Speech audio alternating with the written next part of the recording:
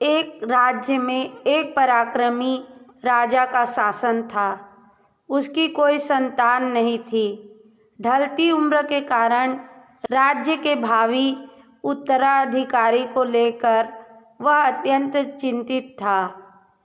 अनेक वैद्यों को दिखाने के बाद भी वह संतान सुख से वंचित ही रहा।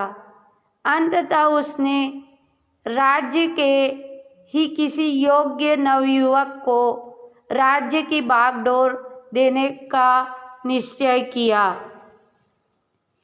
भावी उत्तराधिकारी के चयन हेतु उसने योग्यता परीक्षण का आयोजन किया। इस हेतु एक शानदार महल का निर्माण करवाया गया। महल के दरवाजे पर गणित का एक समीकरण अंकित कर पूरे राज्य में घोषणा कर दी गई कि राज्य के सभी नवयुवक महल का दरवाज़ा खोलने आमंत्रित हैं। दरवाजे पर अंकित समीकरण हल कर दरवाज़ा खोलें और दरवाज़ा खोलने में सफल होगा उसे महल उपहार स्वरूप प्रदान किया जाएगा और साथ ही राज्य का उत्तराधिकारी भी घोषित कर दिया जाएगा। घोषणा के दिन से ही उस नवनिर्मित महल में नवयुवकों का तांता लग गया। सुबह से लेकर शाम तक नवयुवक वहां आते और दरवाजे पर अंकित गणित के समीकरण को हल करने का प्रयास करते, किंतु आश्चर्य की बात थी, कोई भी उसे हल नहीं कर पा रहा था।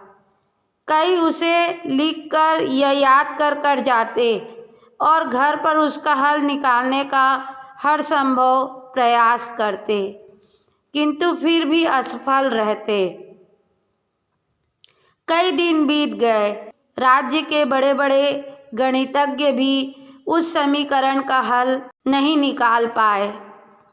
तब राजा ने दूसरे राज्य के गणितज्ञों को आमंत्रित किया। दूसरे राज्य के गणितज्ञ आए और गणित का वह समीकरण हल करने लगे। जैसे जैसे दिन ढलता गया, एक एक करके गणितज्ञ वहाँ से जाते गए। अंत में मात्र 3 लोग शेष बचे। उनमें से 2 दूसरे राज्य के गणितज्ञ थे, किंतु तीसरा गांव का एक साधारण सा युवक था। दोनों गणितज्ञ जहां गणित का समीकरण हल करने में लगे हुए थे, वहां युवक एक कोने में खड़ा होकर उन्हें देख रहा था। राजा ने जब उसे यूं ही खड़ा देखा तो पास बुलाकर पूछा, तुम दरवाजे पर अंकित समीकरण हल क्यों नहीं कर रहे? युवक बोला, महाराज, मैं तो बस यूं ही इन नामी गिरामी गणितज्ञों को देखने आया हूँ। ये अपने राज्य के इतने बड़े गणितज्ञ हैं, इन्हें समीकरण हल करने दीजिए। यदि इन्होंने हल निकाल लिया तो राज्य के उत्तराधिकारी बन जाएंगे। इससे बड़ी खुशी की बात और क्या होगी। यदि ये समीकरण हल नहीं कर पाए तब मैं कोशिश करके देखूंगा। इतना कहकर युवक एक कोने में बैठकर गणितज्ञों को देखने लगा। पूरा दिन निकल गया और शाम घिर आई, किंतु दोनों गणितज्ञ समीकरण हल नहीं कर पाए।